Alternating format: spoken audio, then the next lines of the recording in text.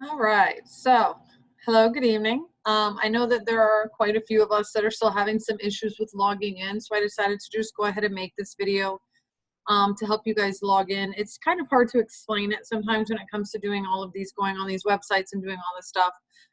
So I feel like it's easier if I just make one video actually showing you on my screen how to access all of these sites and things like that. For the most part, I'm very proud of the kids. They are handling it well. But I think that this video may help those of you that are still struggling a little bit, just kind of understand where you should be going and what you should be looking for as these students are logging in. So this is both for the parents and for the students. If your students are having trouble, have them just kind of follow along with the video in the background. I'll try to describe things, but they can always pause it and do it as I do it, because you can explain for days or one picture, right? One picture's worth 1,000 words. Hopefully this video will save us 1,000 words. So with that being said, I am going to go ahead and screen share. I already have my Clever already pulled up, but students are able to access 90% of what they need right here. The other things that they can't access from their Clever page, things like Legends of Learning or Edpuzzle, those are available in Edmodo. I put links to those in Edmodo. So the very first and most important resource that they need is this smiley face right here. I call it smiley face. I don't know. I guess it could be a face. Doesn't matter. But that is their Edmodo. Their Edmodo has everything that they're going to need.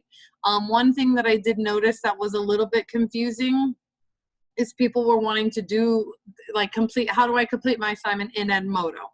Think of Edmodo as the telling you what to do, whereas Envision and a couple of the other sites are where you actually do it.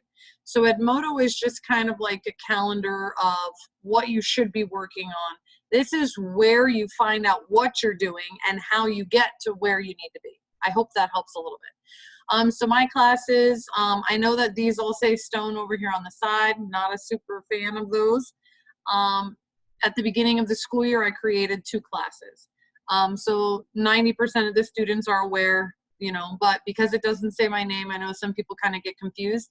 So if they are in my homeroom, part of my red class, they are 2019 period 1. My second period, blue class, is 2019 period 2. If you click on any of the other classes over here trying to find my stuff, they're empty. Nothing is in there. So for this demonstration, I am just going to go into my first period, but understand that the information is the same in both. If your student is in my period 1 class, they probably will not have period 2 even as an option.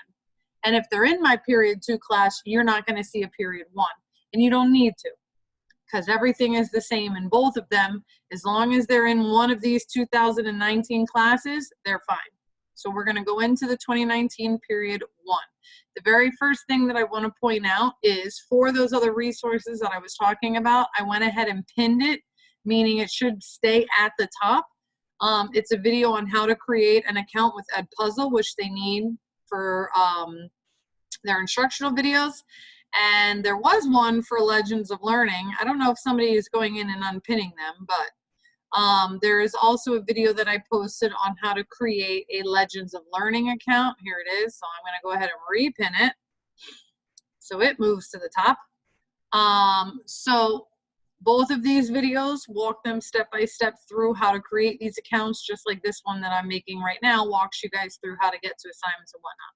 So if they do not already have a Legends of Learning account or their Edpuzzle account, they need to go ahead, watch these videos, and sign up. You can see my class code is in the description for each video, which they will need to join my classes. So that's right there. The links are there. So just watch the videos and it will help you through it. Okay, so as far as what they need to be doing on a daily basis, again, keeping in mind that Edmodo is not where you're doing your assignments, it's where you find out what they are. You go into your folders.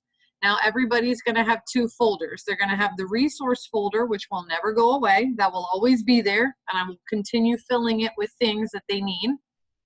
And then they have their week of. So this is the week of March 30th. So all of their assignments for this week are in here. They can click on that folder. If they scroll all the way down, that task list that I sent out in the email, the live meeting schedule are there.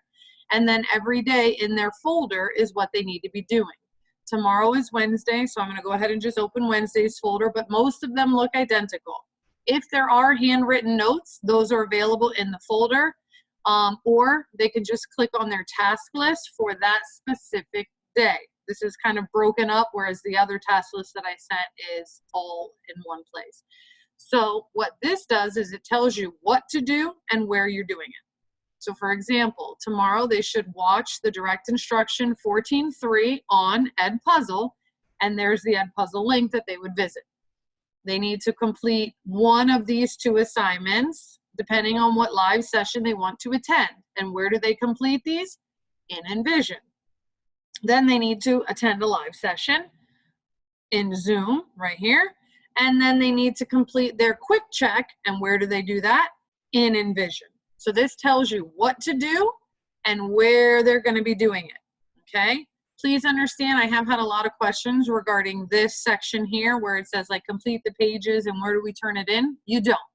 Think of that as almost like their homework. I never really collected homework to begin with. This is their practice. So the only person that's going to hurt if they don't do it is them. This is where they practice the content that was taught in the direct instruction video. If they get in the live sessions, I give them the answers. If they get them all right, awesome. You're ready for quick check. Go ahead, knock it out, get an A. If for whatever reason they get them wrong, the live session is where I'll go over it with them. So what I do is I give them the answers, let's say for 5 and 9. In this example, I would give them the answers. Actually, they would give me the answers for 5 and 9. And I would say, does anybody have questions about how we got those answers? I will address those questions, then we'll go on. We'll do 12 and 17. Okay, are there any questions on how I got the answers to 12 and 17? And if there are, I'll answer them. So this is kind of like their classwork / homework type situation where they're working independently, but then we come together in those live sessions to discuss it. If they struggled in the morning, I do recommend that they do the second set of problems and come back to the 1 o'clock class. That way they can kind of assess, okay, do I understand it now? Because these quick checks are only 5 questions. So if they get one wrong, they're already at an 80. 2 wrong, they're at a 60. So we really want them taking their time and doing very well on the quick checks. How do they do that? By practicing these problems and interacting with me on that live chat. So that's where they can find what to do and where to do it. So again, I'm just going to show you very quickly.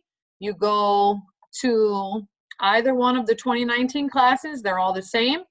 You click on folders, you click on the week of, and you click on the day that you're currently working on. If you did all of Monday's work and all of Tuesday's work, start on Wednesday. If you haven't done any work yet, which some of my students have not turned in anything, you need to get started on it. You don't want to be rushing on Friday. Your grades are going to, okay? But you click on the day that you want to do. Let's say you want to backtrack. You have some stuff to do on Tuesday. Go to your Tuesday tasks, and it will tell you first that you can't edit it. Fine, you don't need to. And then it will tell you what to do and where you're going to be doing it. All right, so that's it as far as where to find what they should be doing. This resource folder, like I said, sorry, let me go back.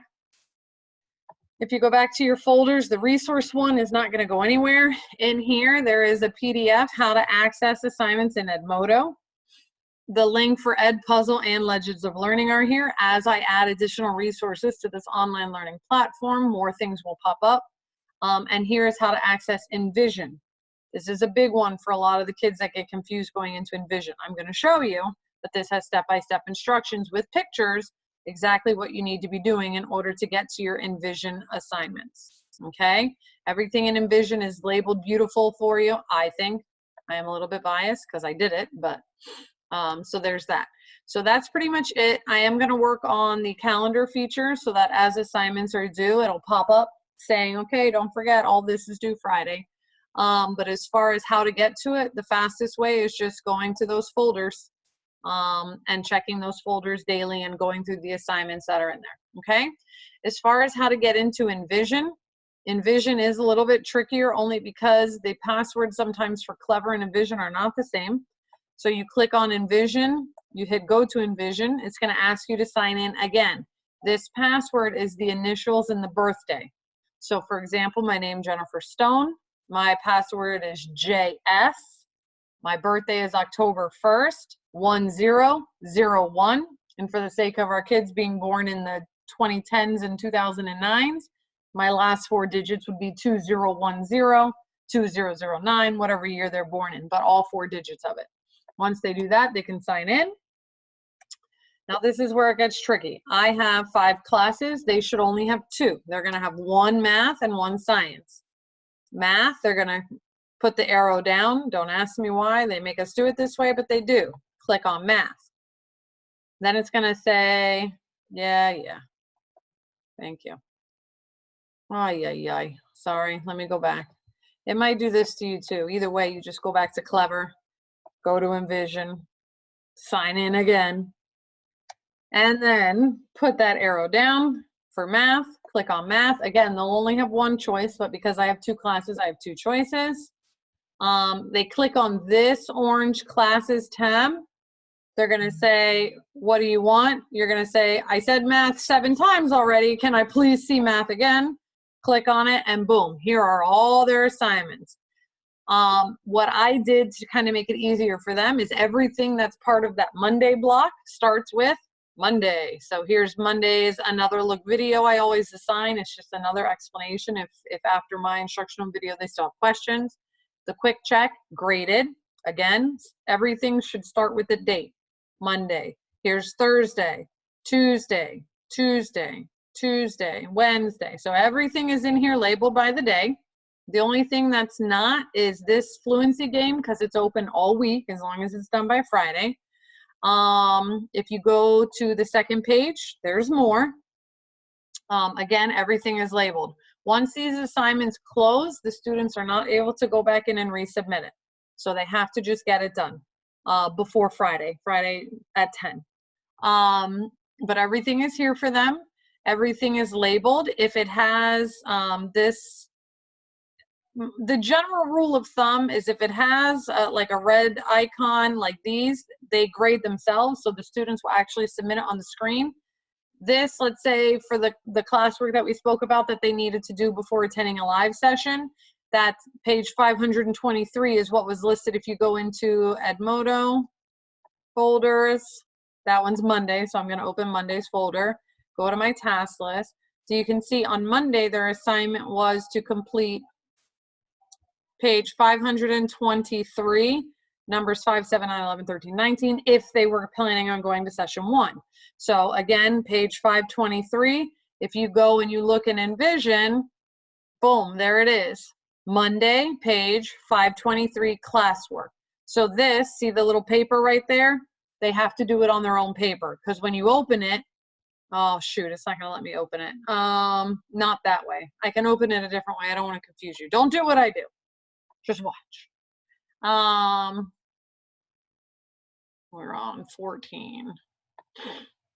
So if you go into 14.1 is where we were. I labeled, this is how they come labeled, and then I changed the label. So what that actually is the student edition practice book, and I just assign it to them and change the name. But when you open the student, it looks like this. They can't write on here. They can't add anything onto here. So this is what I was saying. They just kind of do it on a separate sheet of paper. If it's for the live session, it's going to be in this type of format where they're just looking at a copy of the page in the book because we left all our books at school. And they're just doing it on a separate sheet of paper and coming to the live session with that ready to discuss. I'm not collecting it. The things that I am collecting are the things that are listed where like this with the red check, but it self-grades. I go in and check it and they submit it right there on the screen. Again, self-graded. This is just a video, self-graded. This is the topic 14 review, so they would do it on a separate sheet of paper. Video explanation, classwork on a separate sheet of paper, self-graded, another video, a separate sheet of paper. So I kind of use the icons to help me. That red check means it's going to be checked on its own. This paper means they need to do it on their own paper. That means it's a video. The only one that's different is this, and that's because it is the interactive version, but reality is they should just do it on a separate sheet of paper. So this kind of helps you there. Right now, this week, we're only doing math. Next week, we are adding science into it, and science is part of, sorry about that. Science is, you know, part of this Envision Realize platform, so they will have assignments on that. And to get to that, instead of clicking math, they would just click science, but they don't have any assignments, so obviously there's nothing really there for them to work on.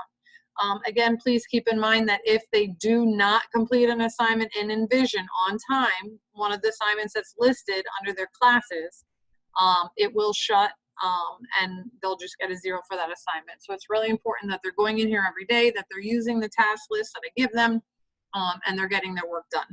So I know that that's a lot. That's why I recorded it, so you can watch it 500 times if you need to.